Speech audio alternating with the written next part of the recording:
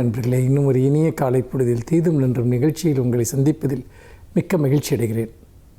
இன்றைக்கு ஒரு முக்கியமான சர்வதேச தினம், குளோபல் ஃபர்கிவ்னஸ் டே, உலக மன்னிப்பு தினம். மன்னிப்பதற்கு ஒரு தினமா? ஆம். மன்னிப்பின் மகத்துவம், ஏன் வாழ்க்கையில் நமக்கு மன்னிப்பு என்ற உணர்ச்சி தேவை என்பதை பற்றியெல்லாம் நாம் சிந்திக்கவும் அந்த சிந்தனைகளை பகிர்ந்து கொள்ளவும் தான் இந்த நாள். அதாவது பைபிள் ஒரு முக்கியமான வாசகத்தை குறிப்பிடுகிறது. மன்னிப்பவர்களே மன்னிக்கப்படுவார்கள் என்பது தான் அது. இந்த மன்னிப்பு என்பது பழிவாங்கும் உணர்ச்சிக்கு எதிரானது. இந்த மன்னிப்பு என்பது பல்லுக்கு பல் கண்ணுக்கு கண் என்கிற கொடூரமான பழங்கால தத்துவத்திற்கு எதிரானது. இன்னும் சொல்லப்போனால் மனிதர்களிடையே சமாதானத்தையும் நல்லிணக்கத்தையும் பெருந்தன்மையையும் கொண்டு வருவதற்காகத்தான் இந்த உலக மன்னிப்பு தினம் கொண்டாடப்படுகிறது. 1994 இந்த மன்னிப்பு தினத்தை அமெரிக்காவில் உள்ள ஒரு கிறிஸ்துவ அமைப்பு பிரகடனம் செய்த போதும் கூட உலகளாவிய அளவில் பிறகு இது கல்வி நிறுவனங்களும் பிற அமைப்புகளும் இதை மக்களுக்கு நல்லெண்ண செய்திகளை கொண்டு செல்லக்கூடிய ஒரு தினமாக ஏற்றுக்கொண்டன. அந்த வகையில் இந்த தினம் நமக்கு முக்கியமானது. மன்னிப்பது என்பது என்றால் என்ன? உண்மையில் நாம் எல்லா குற்றங்களுக்கும் எல்லா மனிதர்களையும், அதாவது நம்முடைய அன்றாட வாழ்க்கையில் மனிதர்கள் தாம் அறிந்தோ அறியாமலோ செய்யக்கூடிய தவறுகளுக்காக அவர்கள் எல்லோரையுமே தண்டித்து கொண்டிருந்தால் தண்டனை மட்டும்தான் வாழ்வாக இருக்கும். மன்னிக்கவே முடியாத சில குற்றங்கள் இருக்கின்றன, அவற்றை சட்டம் பார்த்து கொள்ளும். ஆனால் அன்றாட வாழ்க்கையில் நாம் ஏற்க முடியாத சில விஷயங்கள் இருக்கலாம். அது நம் குடும்பத்திற்குள் இருக்கலாம், பணியிடங்களில் இருக்கலாம், நண்பர்களிடையே இருக்கலாம். சிலர் நமக்கு ஏற்க முடியாத சில துரோகங்களை செய்திருக்கலாம். சிலர் நம்மை ஏமாற்றி இருக்கலாம். சிலர் பொய்யான வாக்குறுதிகளை நமக்கு அளித்திருக்கலாம். நாம் அவர்களோடு மோதுவதன் வழியாக நாம் எல்லா மனித உறவுகளையும் இழந்து கொண்டே இருப்போம். இன்னொன்று, பகையுணர்ச்சி என்பது நம்முடைய மனதில் நம்முடைய இதயத்தை கொல்லக்கூடிய ஒரு விஷம் என்று சொல்கிறார்கள். அதாவது நாம் எப்போதும் அதை பற்றி மட்டுமே நினைத்து கொண்டிருப்போம். பழிவாங்குவதற்கான ஒரு சந்தர்ப்பத்திற்காக காத்து கொண்டே இருப்போம்.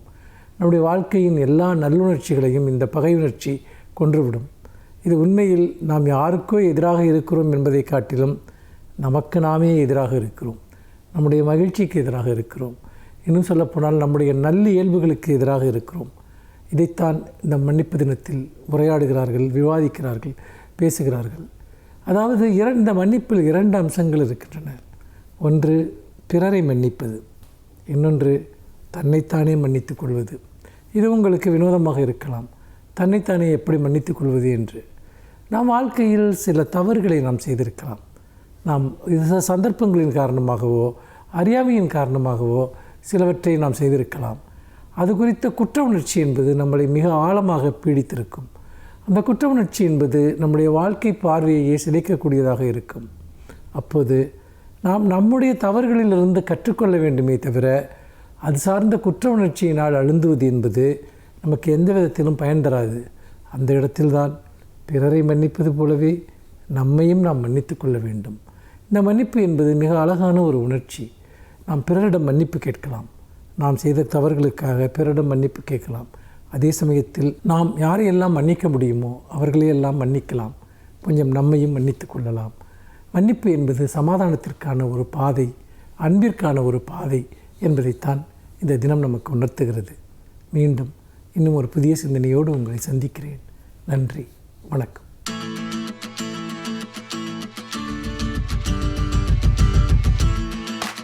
அனைவருக்கும் என் அன்பு வணக்கம். வாழ்க்கையை நெறிப்படுத்துவதுதான் இலக்கியம். மதங்களுக்கு கூட தொடக்கத்தில் அதுதான் ஒரு கருத்தாக இருந்திருக்க முடியும், எந்த மதமானாலும். ஆனால் காலப்போக்கில் மதம் என்கிற கோட்பாடு ஒரு நிறுவனமாக, இன்ஸ்டிடியூஷன் என்று சொல்லுகிறோமே, அப்படி மாறிவிடுகிற போது நிறுவனங்களுக்கே உரிய வலிமையும் நிறுவனங்களுக்கே உரிய பலவீனமும் வந்து சேர்கிறார். மதம், இலக்கியம் என்று எதை எடுத்துக்கொண்டாலும் வாழ்க்கையை ஒழுங்குபடுத்துவது, வாழ்க்கை நெறிகளை மக்களுக்கு சொல்லுவது என்பதுதான் நோக்கம். அப்படி வந்த இலக்கியங்களில் மிக சுருக்கமான சின்ன சின்ன வரிகளால் ஆன இலக்கியம் என்றால் அது ஆத்திசூடி தான். ஏன் திருக்குறளை சொல்லாமல், திருக்குறளில் கூட 7 சீர்கள் இருக்கின்றன. ஆத்திசூடி என்பது 2 சொற்களால் ஆனது. அறம் செய்ய விரும்பு, ஆறுவது சினம். இப்படித்தான் ஔவையார் அந்த ஆத்திச்சூடி எழுதினார். அது ஒரு பெரிய தாக்கத்தை உருவாக்கிற்று. அந்த தாக்கம் 2000 வரைக்கும் தொடர்ந்தது என்று சொல்ல வேண்டும். 20ஆம் நூற்றாண்டில் கூட பாரதியார் ஆத்திச்சூடி எழுதினார். பிறகு பாரதிதாசனும் ஆத்திச்சூடி எழுதினார். நாமும் கூட எழுதி பார்க்கலாம். அந்த ஆத்திச்சூடியினுடைய அழகு எங்கே இருக்கிறது என்றால், ஆழமான பொருளில் அகர வரிசையில் சொல்லப்படுவது.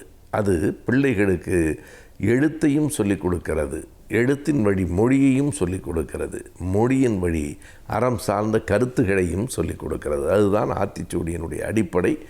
அ ஆ இ ஈ என்கிற அந்த எழுத்துகளில் தொடங்குகிற சொல் அறம் செய்ய விரும்பு, ஆறுவது சினம், இயல்வது கரவேல் என்று அ ஆ இ என்று வரும்.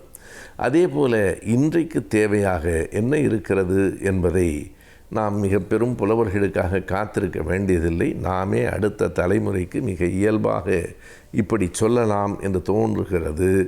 அன்பில் ஆழம் கொள். நமக்கு மிக தேவையானது இன்றைக்கு வாழ்க்கையில் மன உளைச்சலில் தான் பலரும் இருக்கிறார்கள்.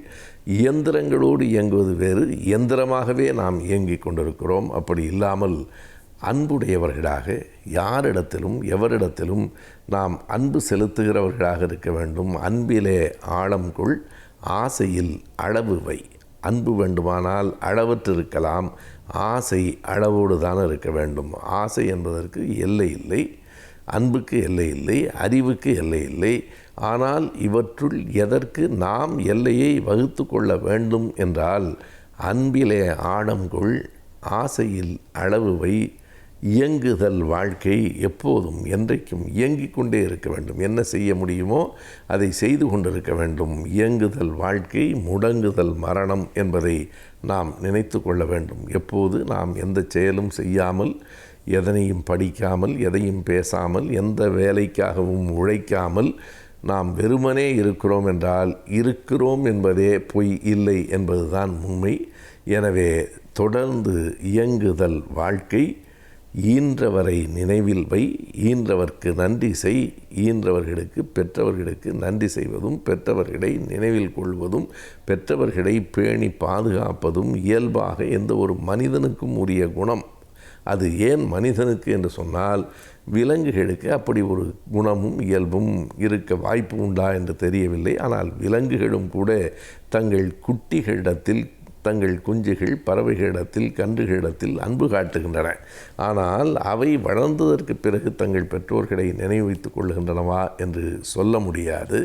ஆனால் மனிதர்களுக்கு அது ஒரு அடிப்படை குணமாக இருக்க வேண்டும். ஈன்றோர்க்கு நன்றி செய். எல்லாவற்றையும் விட வாழ்வில் எந்த துன்பமும் இல்லாமல் அல்லது எதையும் எதிர்கொள்ளுகிற மனநிலை வர வேண்டுமானால் அதற்கு இந்த வரி மிக முக்கியமானதாக இருக்கும். எங்கும் எப்போதும் எதிலும் பட்டும் படாதிரு. எதிலும் பட்டும் படாதிரு, டிட்டாச்டு அட்டாச்மெண்ட் என்று ஆங்கிலத்திலே சொல்லுவார்கள். எந்த ஒன்றிலும் ஒட்டி கொள்ளாமல் இருக்கிற வரை வாழ்க்கை எளிமையாக இருக்கும். நாம் நினைவுபடுத்தி கொள்ளலாம். அன்பில் ஆழம் கொள், ஆசையில் அளவு வை. இயங்குதல் வாழ்க்கை, ஈன்றோர்க்கு நன்றி செய். எங்கும் எதிலும் எப்போதும் பட்டும் படாதிரு. ஔவையாரை போல 2 சொற்களில் அமையவில்லை என்றாலும் வாழ்க்கைக்கு தேவையான செய்திகள் இதற்குள் அடங்கியிருக்கின்றன.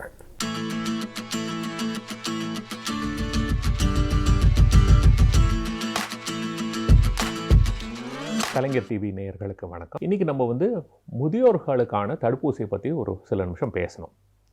இப்போது தடுப்பூசினாலே நம்ம எல்லோரும் என்ன நினைக்கிறோம்? குழந்தைகளை பற்றி தான் நினைக்கிறோம். அப்படி நினைக்கிறது ரொம்ப தப்பு. தடுப்பூசிங்கிறது எதுக்கு போடுறது? பாதுகாப்புக்காக, அதாவது ஒரு வியாதி வராமல் இருக்கிறதுக்காக. குழந்தைகள் ரொம்ப முக்கியமான ஒரு விஷயம், எல்லோரும் ஒத்துக்க வேண்டிய விஷயம். அவங்களோட எதிர்ப்பு சக்தி ரொம்ப கம்மி, அதனால தான் தடுப்பூசி போடுறோம். நல்ல விஷயம், வரவேற்க வேண்டிய விஷயம். ஆனால் மக்கள் யோசிக்கணும், ஏன் குழந்தைகளுக்கு மாத்திரம்தான் எதிர்ப்பு சக்தி கம்மியா? ஒரு உதாரணம் சொல்கிறேன். இப்போது கர்ப்பிணிகளுக்கு டெட்னஸ் டாக்சைடு, டிடி, செப்டிக் ஊசி போடுறோம். அது எல்லாருமே போடுவாங்க. எந்த கர்ப்பிணியும் வேண்டாம் சொல்ல மாட்டாங்க. ஆனால் கர்ப்பிணிகளுக்கா டெட்னஸ் வருது? ஏன் போடுறோம்? அது ஒரு 50 வருஷம் பின்னாடி பார்க்கணும். முக்கால்வாசி டாக்டர்களுக்கே இது ஏன்னு தெரியறதில்ல. ஒரு 50 வருஷம் பின்னாடி போய் பார்த்தா அது ஞாபகம் வரும். அந்த காலத்தில் என்ன ஆகும்னா, கர்ப்பிணிகளுக்கெல்லாம் டெலிவரி ஹாஸ்பிட்டல்லாம் நடக்காது, அங்கங்கே வயல்லே நடக்கும். அப்போ என்ன ஆகும்? இந்த தொப்புள் கொடியாக இருக்கிறதுக்கு அவங்ககிட்ட ஸ்டெரைலாக ஸ்பெஷலாக பிளேடெல்லாம் வச்சுருக்க மாட்டாங்க. அந்த அருவா, கத்தி எதாவது இருக்கோ அதை வச்சு வெட்டுவாங்க. என்ன ஆகும்? டெட்டனஸ் வரும். முக்கியமாக குழந்தை தப்பிக்கிறது ரொம்ப கஷ்டம். சில சமயம் அம்மாவுக்கு ஆபத்தாக முடிகிறதுக்கு வாய்ப்பு இருக்குது. இது வராமல் இருக்கிறதுக்காக தான் இந்த டிடி இன்ஜெக்ஷன், செப்டிக் இன்ஜெக்ஷன் எல்லா கர்ப்பிணிகளுக்கும் போடணுங்கிறது வந்து ஒரு விதிமுறையாக செஞ்சோம். அது போட்டதுலேருந்து பாருங்கள், குழந்தைகளுக்கும் இல்லை அம்மாவுக்கும் இல்லை, இன்ஃபேக்ட் அது எதுக்கு போடுறோங்கிறதே யாருக்கும் தெரியறதில்ல. அந்த அளவு வேலை செய்கிறது. ஆனால் இது எதுக்காக செய்கிறது? வராமல் இருக்கிறதுக்கு.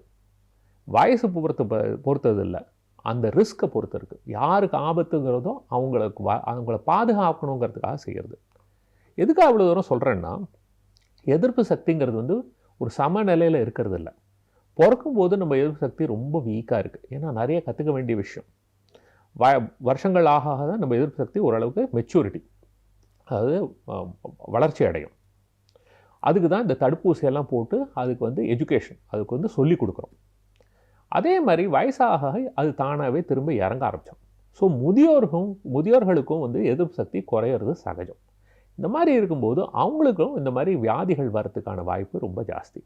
ஆனால் அவங்களோட பாதுகாப்பை பற்றி யாருமே பேசுகிறது கிடையாது. இது கொஞ்சம் கவலையான விஷயந்தான். ஏன் இதை சொல்கிறேன்? இப்போது நிமோனியா ஊசி வந்து குழந்தைகளுக்கு இப்போ போட போகிறாங்கன்னு சொல்லிட்டு இருக்காங்க. வரவேற்க வேண்டிய விஷயம். ஆனால் இப்போ இந்த நிமோனியா காய்ச்சல்னு பார்க்கும்போது குழந்தைகளுக்கு வரத்துக்கு வாய்ப்பு அதிகம். ஆனால் இதனால் உயிர் சேதங்கிறது ரொம்ப ரொம்ப ரொம்ப ரொம்ப அபூர்வம். இதே நிமோனியா வந்து 65 வயசுக்கு மேலே இருக்கிறவங்கள பார்த்தா அவங்களுக்கும் வாய்ப்பு ரொம்ப அதிகம். ஆனால் அவங்களில் உயிர் சேதம் ரொம்ப ஜாஸ்தி. அதாவது குழந்தைகளுக்கு வந்ததுன்னா உயிர் சேதம் 1% கம்மி. இதுவே முதியோருக்கு வந்தால் மினிமம் 10% உயிர் சேதம். மினிமம் 10%. என்ன தான் ஆன்டிபயோட்டிக் கொடுத்து, என்ன தான் ஐசியூவில் வச்சு, என்ன தான் 5 ஸ்டார் ஹாஸ்பிட்டலில் பார்த்தாலும் மினிமம் குறைஞ்சது 10% மக்களுக்கு இது உயிருக்கு ஆபத்தாக முடியும். அப்போ அவங்கள பாதுகாக்கிறது நம்மளோட கடமை இல்லையா? அதை பற்றியும் சில பேர் நிறைய பேர் யோசிக்கணும். இதில் நிறைய விஷயங்கள் இருக்குது. இது அந்த வியாதிங்கிறது மாத்திரம் இல்லை. இப்போது எல்லோரும் இப்போது மருத்துவ ரீதியாக எங்களுக்கு என்ன புரிஞ்சிருக்குன்னா, இந்த ஃப்ளூ வியாதியோ இல்லை நிமோனியா வியாதியோ வந்ததுன்னா அவ்வளோ தாக்கம் தேவையில்லை. ஒரு லைட்டாக வந்தால் கூட அதை தாண்டி அதை பின்னாடியே வந்து இருதயத்தில் பிரச்சனை வரதுக்கு வாய்ப்பு இருக்குது. அதாவது ஹார்ட் அட்டாக், மாரடைப்பு வரதுக்கு வாய்ப்பு இருக்குது, லக்வான் வரதுக்கு வாய்ப்பு இருக்குது, ஹார்ட் ஃபெயிலியர், அதாவது இருதய பம்பிங் குறையிறதுக்கான வாய்ப்புகள், இந்த மாதிரி நிறைய பிரச்சனைகள் வரதுக்கு வாய்ப்பு இருக்குது. அதனால் இந்த தடுப்பூசிகள் போட்டால் அதெல்லாம் குறைக்கிறதுக்கு வாய்ப்பு உண்டு அப்படிங்கிற ஒரு நம்பிக்கை. அதனால தான் இப்போ நிறையா சொசைட்டின்னு சொல்லுவாங்க. அதாவது heart failure society, critical care society, அந்த மாதிரி அவங்க வந்து கைட்லைன் கொடுப்பாங்க. அதாவது இந்த மாதிரி செஞ்சால் நல்ல விஷயம் அப்படின்னு. அவங்க எல்லாருமே என்ன சொல்கிறாங்கன்னா, முதியோர்களுக்கு தடுப்பூசி போடுறது ரொம்ப ரொம்ப முக்கியம். இதனால் தேவையில்லாத உயிர் சேதத்தை குறைக்க முடியும், தேவையில்லாத பல பிரச்சனைகளையும் குறைக்கிறதுக்கு வாய்ப்பு இருக்குது. அதாவது லக்வான்லேருந்து மாரடைப்புலேருந்து நிறைய விஷயத்தை குறைக்க முடியும்னு ஒரு நம்பிக்கை. முக்கியமாக எல்லாருக்குமே தெரிஞ்ச விஷயம், ஒரு முதியோருக்கு வந்து ஹாஸ்பிட்டலில் போய் சேர்ந்தா அவங்க படுற அவஸ்தை எல்லாருக்குமே தெரியுமே. ஏன்னா ஹாஸ்பிட்டல் போய் சேர்ந்தால் ஒரு வியாதிக்காக போய் சேருவாங்க, பல வியாதிகள் வந்து சேரும். கீழே விழுந்து இடுப்பு உடையும், ரத்த கட்டி வரும், மூளையில் ஏதாவது பிரச்சனை வரும், இந்த மாதிரி எத்தனையோ பிரச்சனைகள் வரதுக்கு வாய்ப்பு இருக்குது. ஸோ கூடுமான வரைக்கும் நம்ம ஆஸ்பத்திரி போகாமல் நம்ம பாதுகாத்துக்கு தான் ரொம்ப ரொம்ப முக்கியம். அதில் தடுப்பூசியும் ஒரு முக்கியமான ஒரு பாகமாகும். ஸோ என்ன சொல்ல வரேன்னா, 65 வயசு ஆயிடுத்துனாலே நம்ம நிறையா தடுப்பூசியை பற்றி யோசிக்க வேண்டியது இருக்குது. இதில் முக்கியமாக வந்து இந்த இன்ஃப்ளூயன்ஸா தடுப்பூசி தான் ரொம்ப எல்லா நாட்டிலையுமே முக்கியம்னு சொல்கிற விஷயம். ரெண்டாவது வந்து இந்த நிமோனியா ஊசி. இந்த நிமோனியா ஊசி வாழ்க்கையில் ஒரு தடவை தான், அது ரொம்ப ஈஸி. ஆனால் இந்த ஃப்ளூ ஊசி வந்து வருஷத்துக்கு ஒரு தடவை. ஏன்னா இந்த ஃப்ளூங்கிறது வந்து வருஷம் மாறுறதுனால அதுக்கு தகுந்த மாதிரி ஊசியும் மாறும். வருஷம் போடுறது ரொம்ப நல்லது. இதில் சைடு எஃபெக்ட்னு ஒன்றும் பெரிய விஷயமே கிடையாது, ரொம்ப ஈஸியானது. கர்ப்பிணிகளுக்கே கொடுக்குறோம், அந்த மாதிரி இருக்கும்போது ஏன் கவலைப்படணும்? சின்ன சின்ன குழந்தைகளுக்கும் கொடுக்குறோம். அதனால் இதை பற்றி கவலைப்படவே வேண்டாம். இது நல்ல ஒரு எஃபெக்ட், அதாவது இதனால் பயன் நிறையா இருக்குது. இதை பற்றி தேவையில்லாமல் யோசிக்கக்கூடாது. இதை தவிர மற்ற சில பேருக்கும் இதை பற்றியெல்லாம் யோசிக்கணும். என்ன, ஏற்கனவே உடலில் வந்து சில வியாதிகள் இருக்கிறவங்க, அதாவது சிறுநீரக பிரச்சனை இருக்கிறவங்களுக்கு எதிர்ப்பு சக்தி கொஞ்சம் பிரச்சனை தான். அவங்களுக்கு அடிக்கடி பல இன்ஃபெக்ஷன் வரதுக்கு வாய்ப்பு இருக்குது. அதே மாதிரி இருதய வியாதி இருக்கிறவங்க, நுரையீரலில் பிரச்சனை இருக்கிறவங்க, ஈரலில் பிரச்சனை இருக்கிறவங்க, இப்போது கல்லீரல் மண்ணீரல் அந்த மாதிரி வியாதிகள் ஏதாவது இருந்ததுன்னா, இந்த மாதிரி இல்லை எதிர்ப்பு சக்தி கம்மியாக இருந்ததுன்னா, கேன்சர் வைத்தியம், ஸ்டீராய்டு வைத்தியம், எய்ட்ஸ் வியாதி, இந்த மாதிரி வியாதிகள் இருந்தாலுமே எதிர்ப்பு சக்தி கொஞ்சம் மற்றவங்களோட கொஞ்சம் கம்மி தான். இந்த மாதிரி மக்களுக்கு வந்து இந்த மாதிரி தடுப்பூசி போடுறதுங்கிறது ரொம்ப நல்ல விஷயம். பிற்காலத்தில் பிரச்சனை வராமல் பாதுகாக்கலாம். இப்போது இந்த பிரச்சனை வந்தால் நம்ம ட்ரீட்மெண்ட் எடுக்கலாமே, இதுக்கெல்லாம் வைத்தியம் இருக்கேன்னு நிறைய பேர் சொல்கிறாங்க. ஆனால் ஒன்று ஞாபகம் வச்சுங்க, வருமுன் காப்போம் தான் நல்லது.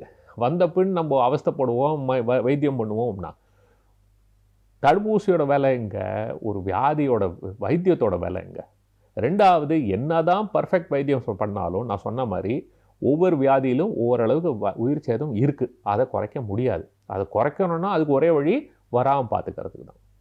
ஸோ இப்போ வீட்டில் வந்து நீங்கள் எவ்வளோக்கு எவ்வளோ குழந்தையெல்லாம் நீங்கள் வந்து பாதுகாப்பாக பார்த்துக்கிறீங்களோ, அவங்களுக்கு வந்து தடுப்பூசியெல்லாம் போட்டு அவங்க உடம்பை நன்னா பார்த்துக்கிறீங்களோ, அதே மாதிரி உங்கள் வீட்டில் இருக்கிற முதியோரையும் கொஞ்சம் கவனிக்கிறது ரொம்ப நல்ல விஷயம். அவங்களுக்கு இதுக்கு தகுந்த மாதிரியான தடுப்பூசிகள்லாம் போட்டு அவங்களோட ஆரோக்கியத்தையும் நம்ம நன்னா கவனிச்சுட்டோம்னா அவங்க வந்து மேற்கொண்டு யார் மேலேயும் பாரமாக இல்லாமல் ஒரு சுதந்திரமாக இருக்கிறதுக்கு ஒரு நல்ல வாய்ப்பு இருக்குது. இது பொதுமக்கள் எல்லாரும் உணரணும். நன்றி, வணக்கம்.